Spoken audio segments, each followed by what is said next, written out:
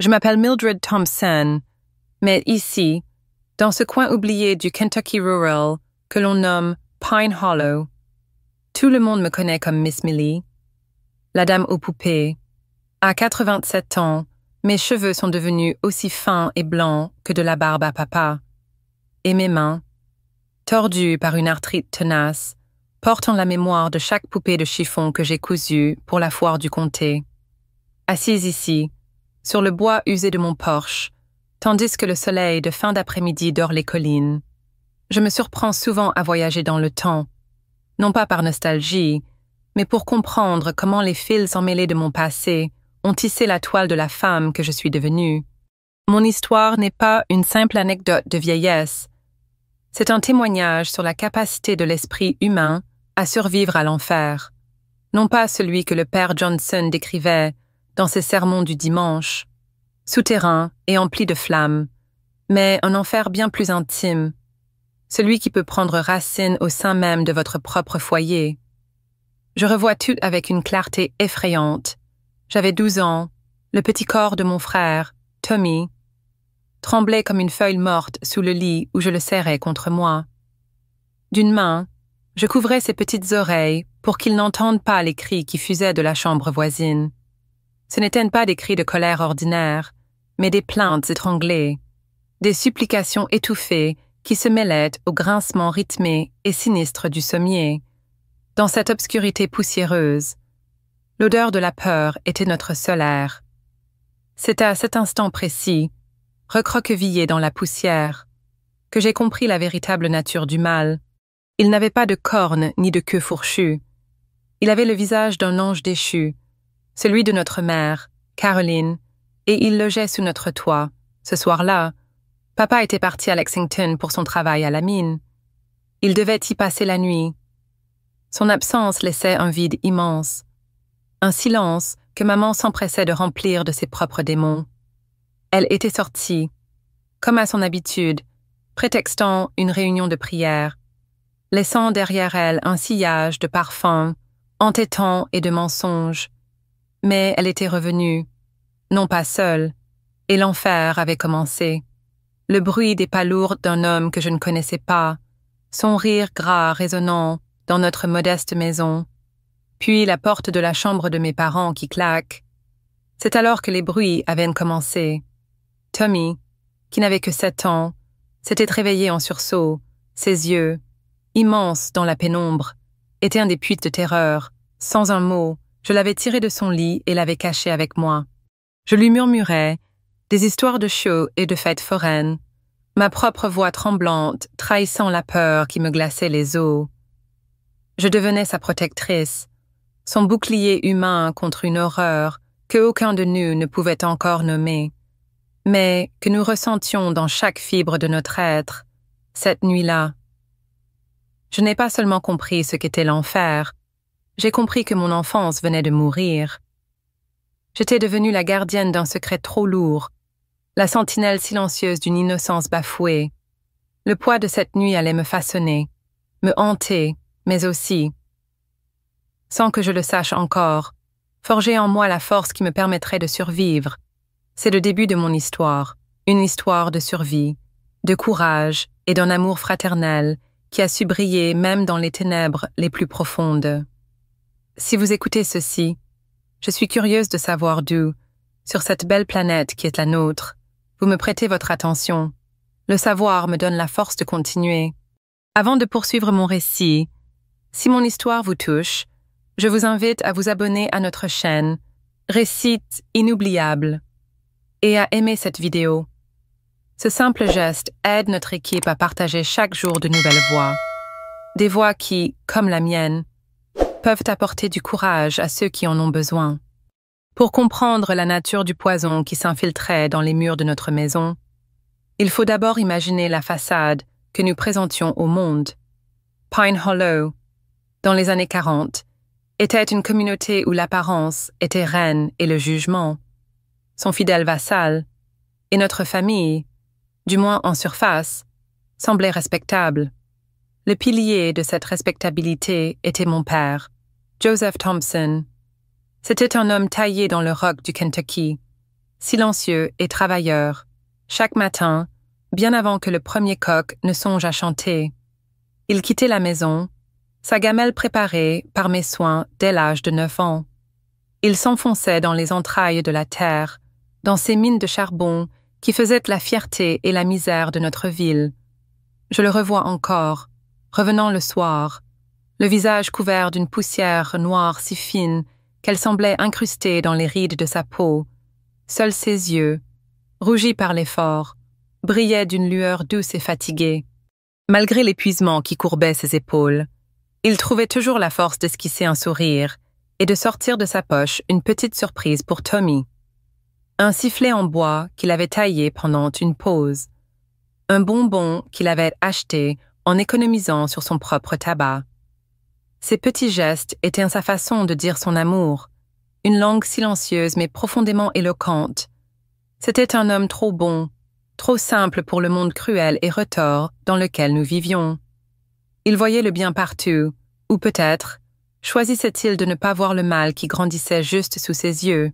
Et puis, il y avait ma mère, Caroline. Elle était le revers éclatant de la médaille. On la qualifiait de femme moderne. Une expression qui, à l'époque, était un mélange d'admiration et de méfiance.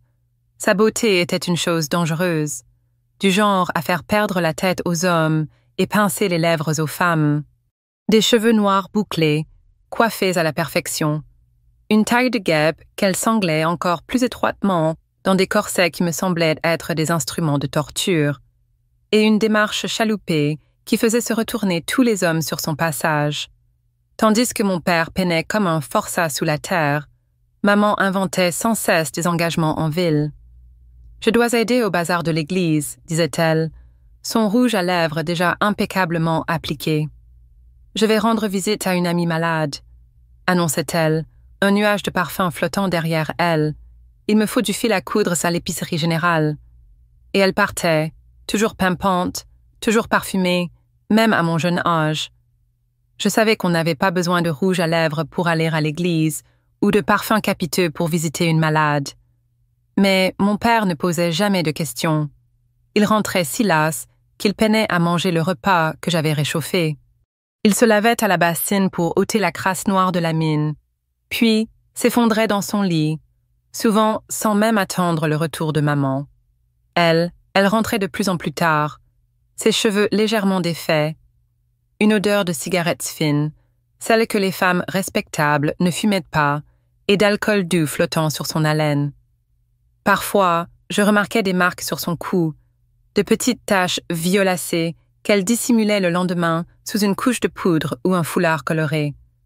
Ce n'est qu'une piqûre de moustique, ma fille, cesse d'être si curieuse. Me lançait-elle si mon regard s'attardait trop. Le pire n'était pas son mensonge éhonté, mais de voir mon père faire semblant de la croire. Baissant les yeux comme si c'était lui le coupable. Il s'asseyait sur les marches du porche, roulait une cigarette avec ses doigts noircis et tirait une longue bouffée. La fumée grise emportant avec elle une tristesse si dense qu'elle semblait palpable. Cette façade, cet équilibre précaire entre le travail acharné de mon père et la frivolité de ma mère était le théâtre de notre vie. Pour les voisins, nous étions les Thompson-Joseph, le brave mineur, Caroline, sa jolie femme un peu coquette, et leurs 2 enfants.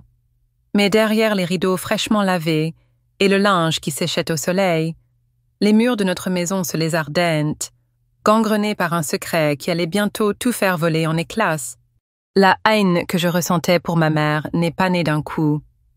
Elle a grandi lentement, nourrie par chaque mensonge que je devais raconter à mon père. Il était mon roc, mon héros silencieux. L'idée de le trahir, même par omission, me rongeait de l'intérieur. Où est donc partie ta mère? Millie, me demandait-il parfois, sa voix empreinte d'une lassitude qui dépassait la simple fatigue physique. Il était assis sur le perron, le regard perdu vers les collines où le soleil disparaissait.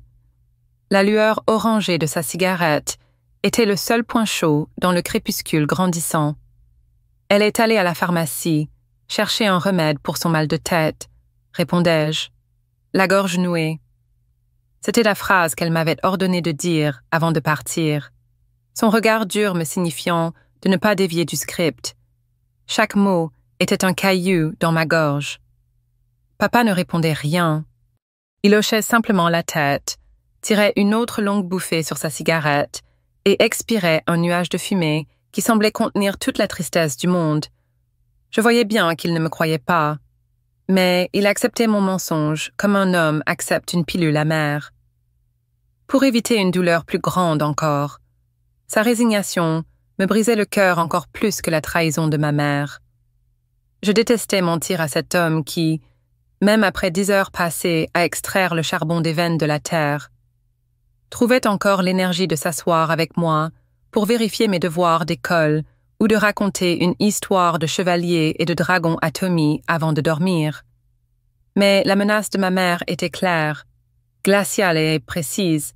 Si jamais ton père apprend la vérité, Millie, il nous quittera et vous vous retrouverez sans père, c'est ça que tu veux. Cette phrase tournait en boucle dans ma tête. La peur de perdre papa, de voir notre fragile foyer se désintégrer complètement, était plus forte que tout. Alors, je me taisais. Je devenais la complice silencieuse de ces escapades. Aujourd'hui, avec le recul de mes 87 ans, je sais que ce fut ma première grande erreur. Le silence que j'ai gardé par peur a fini par coûter bien plus cher que ce que mon esprit d'enfant aurait pu imaginer. Il a ouvert la porte à des horreurs bien pires. Les absences de maman devinrent plus fréquentes, plus longues. Parfois, elle disparaissait 2, voire 3 jours d'affilée. Elle revenait comme si de rien n'était, avec une désinvolture qui me glaçait le sang. J'ai dû aider ma cousine qui venait d'accoucher, ou je suis restée chez mon amie, elle a été très malade. Étrangement, ces absences coïncidaient toujours avec le passage en ville de la foire du comté ou avec le séjour d'un commis voyageur particulièrement séduisante à la pension de Madame Betty. Pure coïncidence, bien sûr, pensais-je avec un cynisme qui n'était pas de mon âge. Pendant ce temps, la maison reposait sur mes frêles épaules d'adolescente. À 13 ans, j'étais déjà une petite ménagère. Je cuisinais, je lavais le linge à la main, je le repassais avec le lourd fer chauffé sur le poêle. Et surtout, je m'occupais de Tommy comme si j'étais sa mère.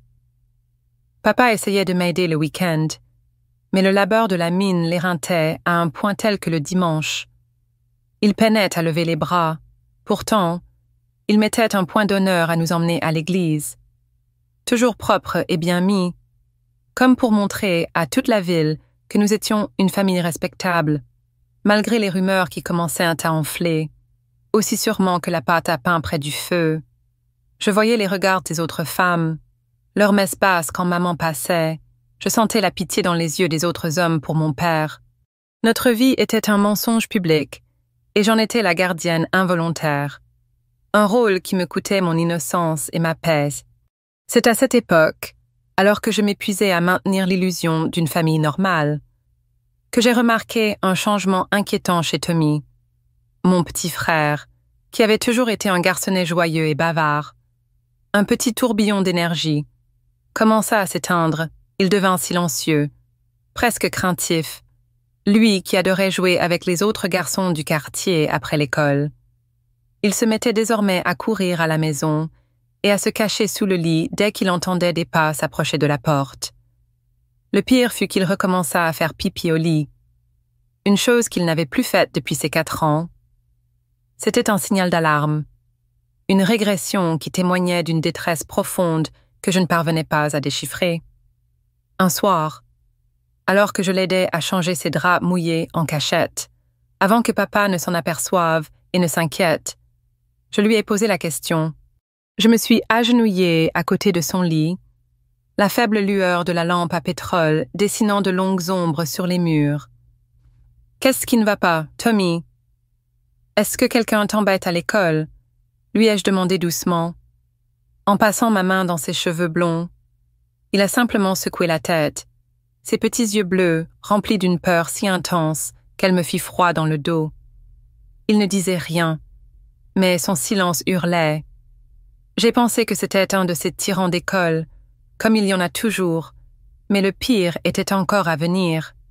Et moi, dans mon innocence de jeune fille, je ne pouvais imaginer l'horreur qui se déroulait sous notre propre toit, dans le silence de la nuit. La vérité m'a frappé une nuit de pleine lune.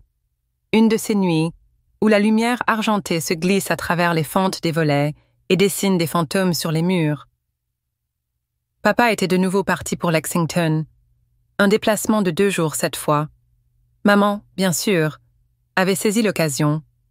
Elle était partie en début de soirée, parée de sa plus jolie robe et d'un nouveau parfum qui sentait le péché et la promesse, prétextant une veillée chez une amie.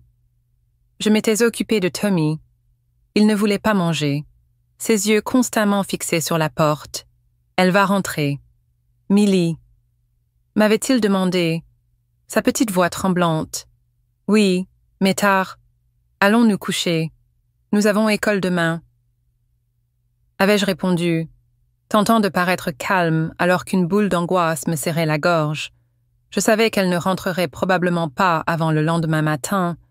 Cette nuit-là, je fus réveillée par un bruit étrange. Au début, je crus à un animal sur le toit, une branche grattant la tôle. Mais en tendant l'oreille, mon sang se glaça. C'étaient des pleurs, les pleurs étouffés de mon frère, venant de sa petite chambre. Je me suis levée, inquiète, pensant qu'il faisait un autre cauchemar. J'ai poussé doucement la porte de sa chambre. La lune, pleine et impudique, éclairait une scène qui me figea sur place, arrachant l'air de mes poumons. Maman était assise sur le lit de Tommy. Une de ses mains couvrait sa bouche, étouffant ses sanglots. Et l'autre. Mon Dieu, comme il est difficile de parler de cela, même après tant d'années. L'autre main faisait des choses qu'une mère ne devrait jamais faire à son enfant. Je suis restée paralysée dans l'embrasure de la porte, incapable de crier, incapable de bouger. Une vague de froid polaire m'envahit. Transformant mes membres en pierre, le temps sembla s'arrêter. Chaque détail de la scène est gravé dans ma mémoire, le clair de lune sur les boucles noires de ma mère. L'odeur rance de whisky qui flottait dans l'air, la petite main de Tommy agrippée au drap, et le regard vide de mon frère. Un regard qui avait déjà quitté ce monde. Ce fut elle qui me vit la première. Ses yeux étaient vitreux, brillants d'une lueur mauvaise que je ne lui avais jamais vue. « Qu'est-ce que tu regardes? Toi, va dans ta chambre, tout de suite, et n'ouvre cette bouche à personne. Tu m'entends? Personne ne te croirait de toute façon. » Sa voix était un sifflement bas et menaçant. Ce fut comme si un seau d'eau glacée venait de se déverser sur ma tête, me tirant de ma torpeur. Soudain, tout prit un sens macabre. La peur de Tommy, les draps mouillés, sa terreur lorsque maman rentrait tard le soir. Ce n'était pas nouveau. Depuis combien de temps cela se produisait-il sous mon nez? Depuis combien de temps mon petit frère souffrait-il en silence pendant que je dormais? Innocente, dans la chambre d'à côté. Cette nuit-là a tout brisé en moi. C'était comme un verre qui se fracasse en 1000 morceaux. Impossible à recoller. Tremblante comme une feuille, je suis retournée dans ma chambre et je me suis enfermée à double tour. Poussant la commode devant la porte, je n'ai pas pu dormir. Mon cœur battant comme un tambour fou. Les larmes coulant sans fin sur mes joues. Comment une mère pouvait-elle faire ça à son propre enfant? La question tournait en boucle dans mon esprit. Une question sans réponse. Une question qui remettait en cause l'ordre même du monde. Le lendemain matin, lorsque les premiers rayons du soleil se sont glissés à travers les fentes du mur, j'ai entendu maman quitter la maison en claquant la porte. Elle partait probablement rejoindre un de ces hommes qu'elle appelait ses amis. Ce n'est qu'alors que j'ai eu le courage de sortir de ma chambre. Je suis allée directement dans la petite chambre de Tommy. Je l'ai trouvé recroquevillé sous son lit, le regard fixe, comme s'il avait vu le diable en personne. « Viens, mon petit frère », ai-je dit en lui tendant la main, m'efforçant de dissimuler la terreur qui me parcourait encore les veines. « Viens, on va prendre le petit déjeuner et ensuite on ira à l'école. » Il est sorti lentement, ses petits yeux gonflés d'avoir trop pleuré, son pyjama tout fripé et humide. Sans dire un mot, il s'est approché de moi, s'est agrippé à ma jupe et a commencé à sangloter, des sanglots profonds et déchirants qui semblaient venir du plus profond de son âme brisée. Je l'ai serré contre moi, le laissant pleurer jusqu'à ce que ses sanglots se transforment en hoquets. « Depuis quand, Tommy ?» lui ai-je demandé doucement, en caressant ses cheveux que je coupais moi-même avec les ciseaux de couture. « Depuis quand maman te fait ça? »« Depuis longtemps, Millie, » a-t-il répondu d'une petite voix déchirante. « Ça a commencé quand tu es tombée malade. Cette fois où tu avais une forte fièvre et que papa a dû dormir en ville pour aller chercher des médicaments. Mon Dieu, cela faisait presque 2 ans, 2 ans que mon petit frère souffrait en silence à quelques mètres de moi. 2 ans que cette femme, qui ne méritait pas le nom de mère, faisait ces choses horribles à un enfant sans défense. Pourquoi ne m'as-tu rien dit avant, Tommy? » Sa réponse me laissa sans voix. Elle a dit qu'elle m'enverrait à l'orphelinat si je parlais. Elle a dit que ni toi ni papa ne me croiriez, que vous penseriez que j'invente des histoires. Elle a dit que papa me battrait jusqu'à ce que je ne puisse plus m'asseoir. La cruauté de ces menaces me coupa le souffle. Comment pouvait-on être si diabolique envers un enfant sans défense, envers son propre fils? À cet instant, une haine si puissante a grandi en moi que j'ai à peine reconnu la jeune fille que j'étais. Moi qui avais toujours été l'enfant obéissante, la fille qui ne haussait jamais la voix. Je ne pouvais plus penser qu'à une seule chose, comment faire payer cette femme pour ce qu'elle avait fait. J'ai pris ses petites mains entre les miennes. « Tommy, écoute-moi bien. » Elle a menti. Papa ne penserait jamais que tu inventes des histoires. Il ne te battrait jamais et il ne t'enverrait jamais. Au grand jamais. Dans un orphelinat, notre père est un homme bon, un homme vrai, qui nous aime plus que tout au monde. Et moi aussi, je t'aime, mon petit frère, et je te protégerai, quoi qu'il arrive. Il m'a regardé avec ses grands yeux tristes, comme s'il voulait y croire mais avait peur d'espérer. Promis, Millie. Promets-moi que tu ne la laisseras plus jamais faire ça. Je te le promets. Tommy, sur la lumière de mes yeux, je te promets qu'elle ne posera plus jamais un seul doigt sur toi. Ce jour-là, je n'ai pas envoyé Tommy à l'école. Je lui ai donné un bain.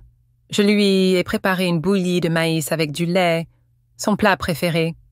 Et j'ai passé la journée à lui raconter des histoires, essayant de le faire sourire à nouveau. Mais c'était comme si une partie de mon frère avait été arrachée. Une innocence qui ne reviendrait jamais, dans les jours qui ont suivi. Je ne l'ai plus quitté d'une semelle. J'ai placé son matelas dans ma chambre et j'ai verrouillé la porte avec une clé que j'avais subtilement dérobée. Quand maman rentrait, je faisais semblant de dormir, mais je gardais les yeux ouverts, un manche à balai sous mon lit, prête à défendre mon frère. J'avais construit une forteresse autour de nous, et j'en étais la gardienne vigilante. Papa n'était pas stupide. Il a bien sûr remarqué que quelque chose avait changé.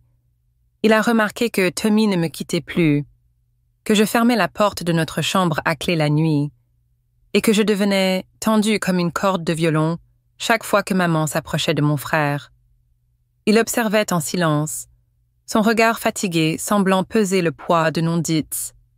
Un soir, alors que je faisais la vaisselle après le dîner, il est entré dans la petite cuisine éclairée par la lampe à pétrole. Tommy était déjà couché, maman était sortie. Comme d'habitude, nous n'étions que tous les deux. « Que se passe-t-il, Millie ?» m'a-t-il demandé. Sa voix plus douce que d'habitude, j'ai failli tout lui dire. Les mots étaient sur le bout de ma langue, prêts à jaillir comme un torrent.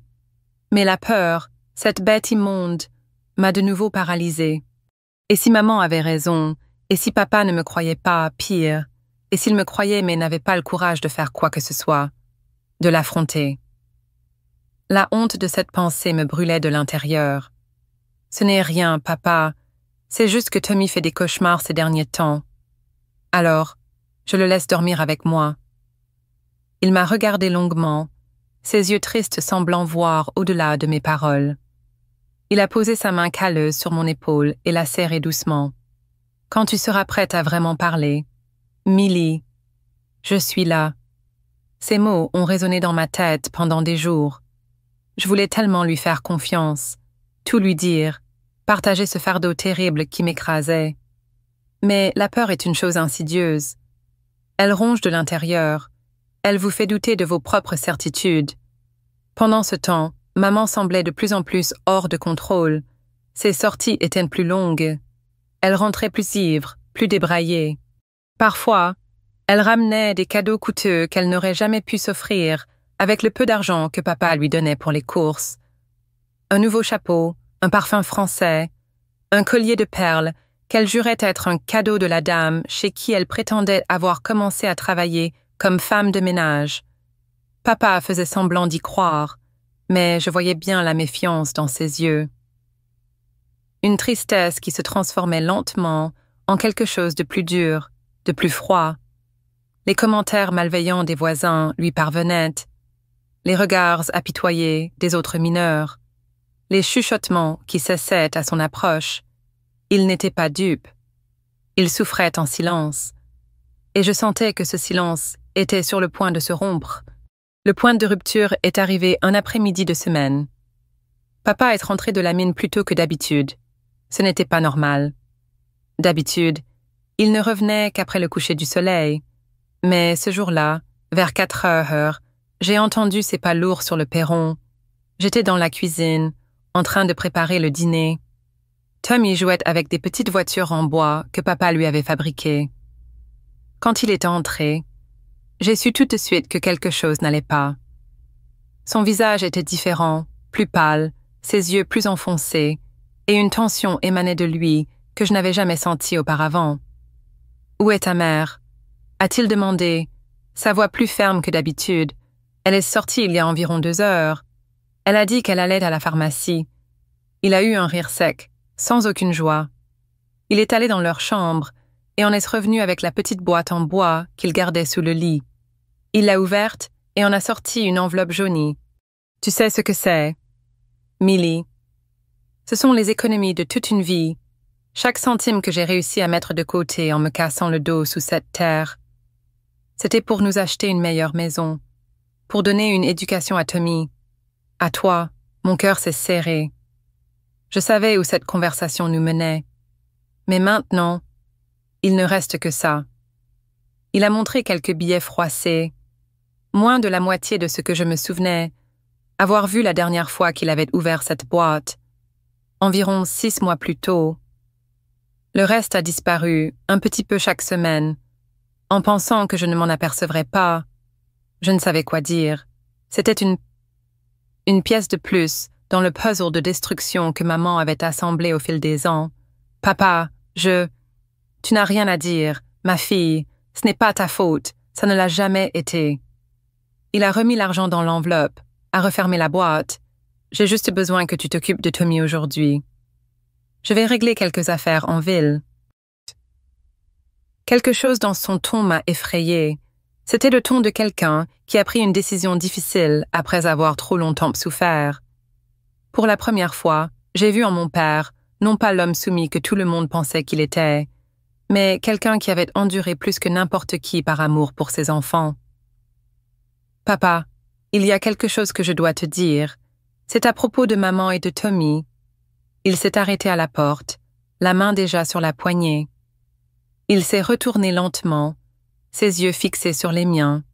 Quoi, à propos de maman et de Tommy? J'ai pris une profonde inspiration. C'était maintenant ou jamais. Les mots ont commencé à sortir. Lentement d'abord, puis dans un flot que je ne pouvais plus contrôler. Je lui ai tout raconté. Ce que j'avais vu cette nuit-là, ce que Tommy m'avait confié, les 2 années d'abus que mon petit frère avait subies en silence. Les larmes coulaient sur mon visage pendant que je parlais, mais ma voix restait ferme, car cette vérité devait être dite, aussi douloureuse soit-elle. Quand j'ai eu fini, un silence pesant s'est installé dans la petite cuisine. Je m'attendais à voir du choc, de l'incrédulité, même de la colère sur le visage de mon père, mais ce que j'ai vu était différent.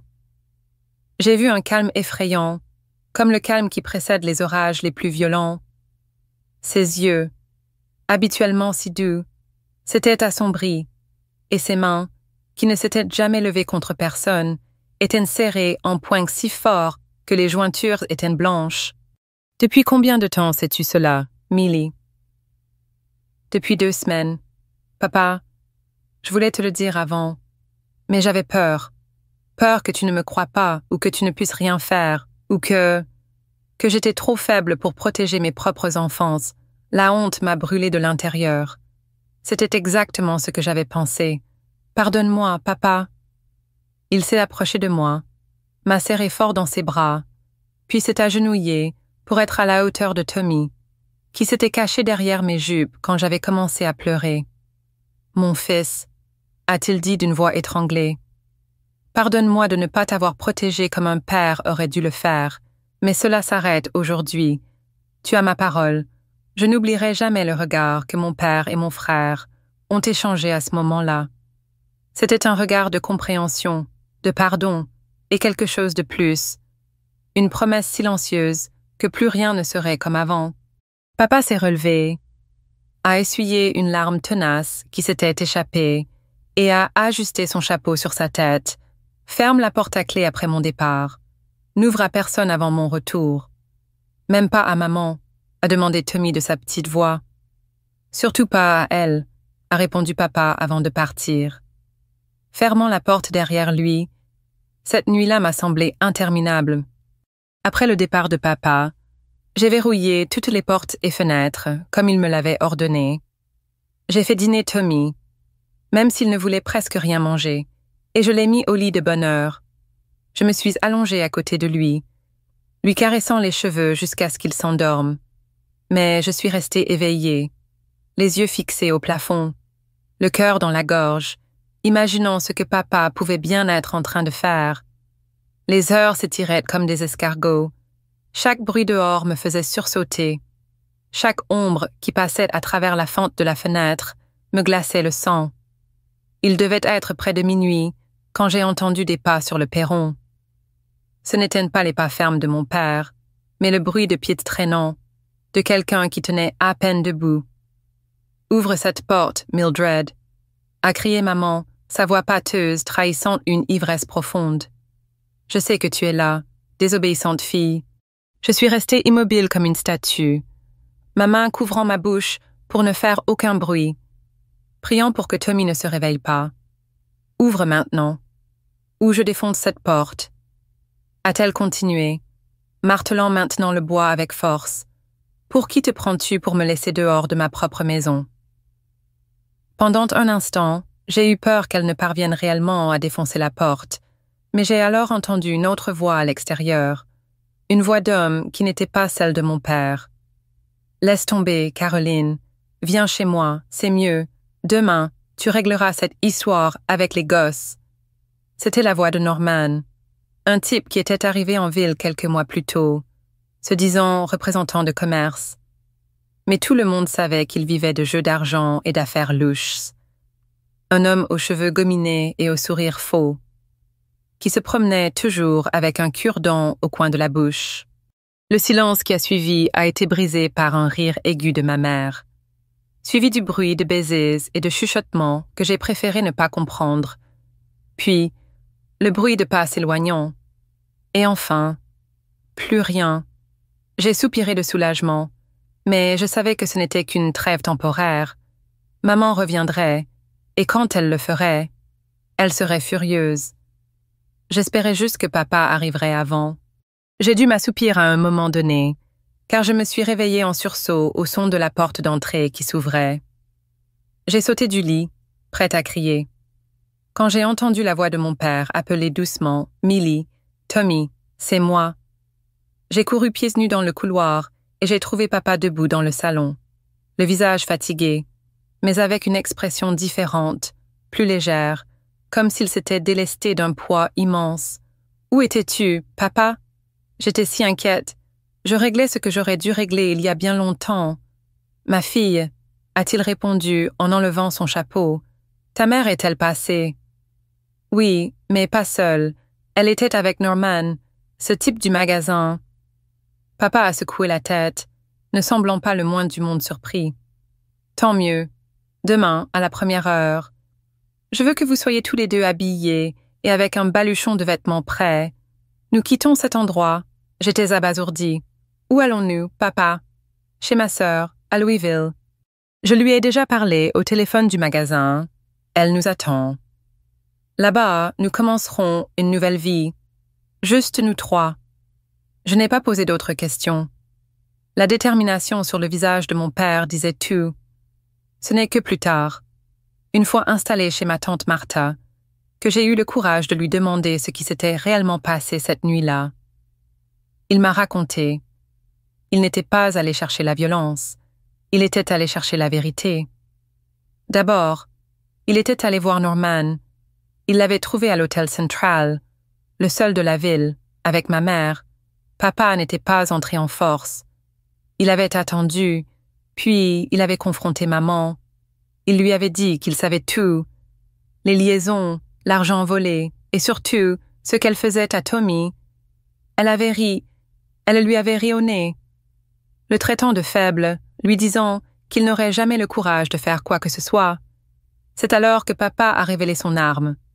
Il avait emprunté un petit enregistreur au fils du Dr. Wilson, un garçon passionné de technologie. Il avait enregistré toute la conversation, sa confession sur Tommy, sur l'argent, sur les hommes, tout, c'était ça, sa vengeance, pas les points, mais la vérité, capturée et prête à être exposée. Il lui a donné le choix, elle disparaissait de nos vies avec Norman, et il ne montrerait jamais l'enregistrement à personne. Ou bien elle restait, et le shérif, le pasteur, toute la ville entendrait la vérité.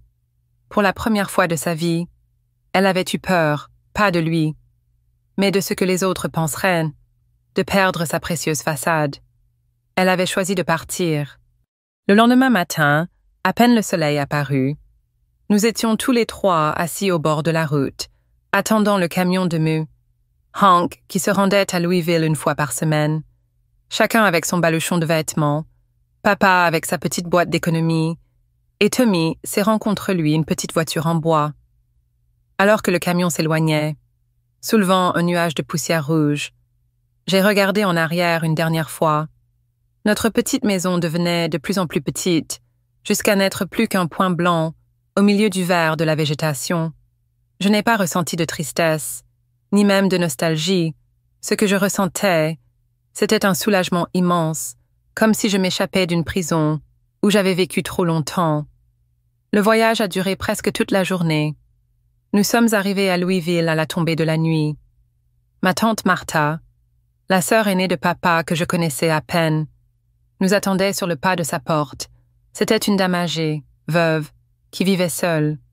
Elle nous a accueillis avec des lits propres, un repas chaud et quelque chose que nous n'avions pas ressenti depuis longtemps, la paix. Cette première nuit, j'ai dormi d'un sommeil profond, sans peur. Dans les semaines qui ont suivi, nous nous sommes adaptés à notre nouvelle vie. Papa a trouvé un travail dans la construction, mieux payé et moins dur que la mine. J'ai commencé à aider ma tante à faire les confitures qu'elle vendait au marché. Et Tommy, inscrit dans la nouvelle école, a lentement commencé à redevenir le garçon joyeux qu'il était. Les cicatrices invisibles étaient là, bien sûr, mais pour la première fois, elles avaient une chance de commencer à guérir. Nous reconstruisions notre vie, morceau par morceau, loin du poison de Pine Hollow. Papa avait tenu sa promesse. Il nous avait sauvés. Sa vengeance n'avait pas été une destruction, mais une reconstruction. Il avait bâti pour nous un nouveau départ sur les ruines de notre ancienne vie. Nous pensions avoir laissé le passé derrière nous pour de bon. Mais le destin, ce tisseur implacable, avait d'autres plans. Un samedi après-midi, plus d'1 an après notre fuite, alors que nous rentrions du marché, nous avons trouvé un jeune homme inconnu devant notre porte. C'était le fils du Dr. Wilson, de Pine Hollow. Il tendit à papa une enveloppe jaunie, scellée à la cire rouge. Mon père l'ouvrit avec précaution. À l'intérieur, une lettre et une coupure de journal. Il lut la lettre en silence, son visage devenant de plus en plus pâle. Puis, sans un mot, il nous passa la coupure de journal. C'était une petite brève. Dans un coin de la page, corps d'une femme retrouvée sur la rive. Le corps de Carolyn Adams Thompson, 33 ans, avait été retrouvée sur les rives de la rivière Cumberland. Selon le shérif, la victime présentait des signes de coups et la principale piste d'enquête pointait vers un crime passionnel, Norman Davies, avec qui la victime entretenait une relation, était en fuite. Le sol s'est dérobé sous mes pieds. Malgré tout ce qu'elle avait fait, la nouvelle de sa mort, si froide et directe, me laissa sans voix. Je regardais Tommy, qui à 8 ans ne comprenait pas tout à fait, puis papa, qui tenait la lettre du Dr. Wilson, avec des mains légèrement tremblantes. Cette nuit-là, papa m'a raconté le contenu de la lettre. Après notre départ, maman et Norman étaient restés ensemble, dépensant l'argent qu'il avait gagné au jeu. Quand l'argent a manqué, les disputes ont commencé. Elle avait menacé de le quitter. Il n'avait pas accepté. La nuit de sa disparition, des cris avaient été entendus. Le lendemain, Norman avait disparu. 2 jours plus tard, son corps était retrouvé. « Est-ce notre faute, papa ?» ai-je finalement demandé, la voix brisée. « Non, Millie », a-t-il répondu fermement. « Chacun est responsable de ses propres choix. Ta mère a choisi son chemin en connaissant les risques. Norman a toujours été un homme violent.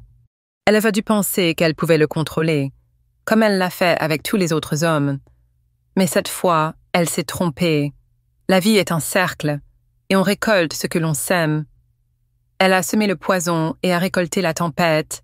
Ces mots, durs mais justes, m'ont aidé à traiter ce mélange confus d'émotions. Il n'y avait pas de joie, mais un sombre sentiment de finalité. Le chapitre était vraiment clos, scellé par la violence qu'elle avait elle-même invitée dans sa vie. Les années ont passé comme les pages d'un livre tourné par le vent. Notre vie à Louisville, puis à Cincinnati, où papa avait trouvé une meilleure opportunité, a été une longue et lente guérison. Tommy, malgré des périodes difficiles à l'adolescence où les cauchemars revenaient ainsi, est devenu un homme extraordinaire. Il est devenu enseignant, le premier de notre famille à avoir un diplôme universitaire. Une immense fierté pour papa, il a transformé sa douleur en force, devenant particulièrement attentif aux enfants qui montraient des signes de détresse. Quant à moi, j'ai trouvé l'amour. J'ai rencontré Arthur, un homme bon et travailleur. Le jour où il a demandé ma main, papa l'a pris à part. Plus tard, Arthur m'a raconté « Ton père m'a tout dit.